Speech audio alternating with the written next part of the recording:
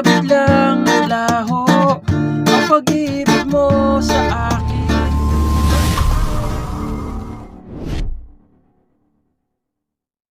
Hello mga ka-idol! So ngayon meron na naman akong ituturo sa inyong magandang kanta. So itong kanta na to is naturo ko na strumming version, okay? So yung title pala nitong ituturo natin ngayon ay yung Bakit Sinta, okay? So kung gusto nyo ng strumming nito, isanapin nyo lang dyan sa mga video natin, okay? Dito sa ituturo natin is reggae version naman, okay? So reggae version to, no? Sana magustuhan nyo. So dito muna tayo sa reggae. So yung reggae pattern natin yung palagi lang natin itinuturo, okay? So yung magbe-bass kayo, nakasama yung string, okay? Ganon. Tapos strum down. Tapos sa string, strum down ulit. Okay? Kada chords 2 times yung gagawin yung reggae. So ganito siya kada chords. Isa pa. Tsaka nalilipat. Okay? So mamaya mga ka-idol, no, sa chorus is may sasabihin ako sa inyong reggae, may daragdag akong reggae. Sa chorus na lang, no? So sana tapusin itong tutorial para mas maintindihan niya. Okay? So ngayon, naturo na natin yung reggae pattern. Proceed na tayo sa kanyang whole verse.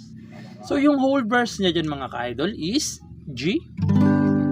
So yung G is nakabar lang siya sa third fret. Sa kanyang fourth fret is third string. Sa fifth fret, fifth tsaka fourth string. Ayan yung G. Tapos A minor naman. So yung A minor, fifth fret naman yung bar. Sa 7th fret, fifth tsaka fourth string. Okay, ayan yung A minor. Tapos pupunta kayo ng D. So yung D, sa fifth fret pa rin yung bar. Sa 7th fret niya naman ay second string, third tsaka fourth naman. Okay, ayan yung D. Tapos babalik kayo ng G. Okay, pagkatapos niyan, yung babang chords naman, so binaba ko para hindi kayo malito. E minor naman sunod. So yung E minor, nasa 7th fret yung bar. Okay? 7th fret yung bar. Sa kanyang 8 ay second string. Sa kanyang 9 ay 4th, 4th tsaka third string. Okay? Ayun yung E minor. Tapos babalik lang kayo ng A minor. Pupunta na kayo ng C. Tapos D. Okay? So yung lahat ng chords na yan, okay? Lahat ng chords na yan, 2 beses nyo gagawin.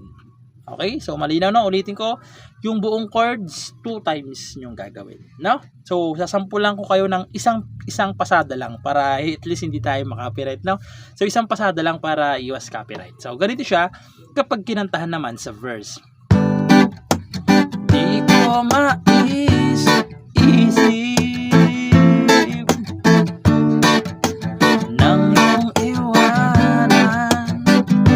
baba naman ang aking puso, labis na nasaktan. Tapos ulitin nyo lang ulit. Okay, doon naman yun sa part na malibang pag-ibig ang aking inalay. So doon naman yun sa part na yun. So hindi na lang natin kakantahan yun, baka makapiright pa tayo na. So ngayon proceed na lang kagad tayo doon sa kanyang chorus. So yung chorus niya dyan mga ka-idol, no? So yung chords dyan natin sa chorus is B flat. Okay, B flat. Okay. So yung B flat is dito natin siya kukunin. Okay, nasa 6th fret. 1, 2, 3, 4, 5, 6. Sa 6th fret, ibabar nyo. Okay? Yan. Dito naman sa kanyang 7 is third string. Sa 8 naman ay 5th tsaka 4th string. Ayan yung B flat. Okay? Tapos pupunta kayo ng D minor. So yung D minor, nasa 5th fret yung bar. Sa kanyang 6th fret naman ay second string. Sa kanyang 7th fret naman ay 4th tsaka third string lang. Ayan yung D minor. Tapos pupunta kayo ng E flat. So yung E flat na gagamitin natin is ito. Nasa 6th fret yung bar. Okay, 6th fret yung bar. 7, 8. Sa 8th fret naman is second string, third, tsaka fourth. Okay, ayan yung E flat na gagamitin natin. Tapos, pupunta kayo ng F. So, yung F, ganito lang yung shape ng daliri ninyo. Bali, itong bar, mapupunta na dito sa 8th fret. Okay, ganito siya. Okay, ito nasa 10th fret na yung second string, third, tsaka fourth. Okay, ayan na yung F na gagamitin natin.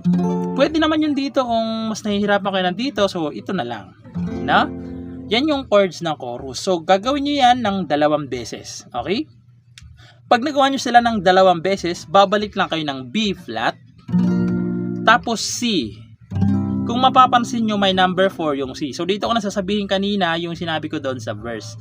Diyan sa number 4, ganun na lang. 1, 2, 3, 4. Okay? Ulitin ko. Diyan sa C na chords na may number 4, ganito na lang. 1, 2, 3, 4. No? So, malinaw, no?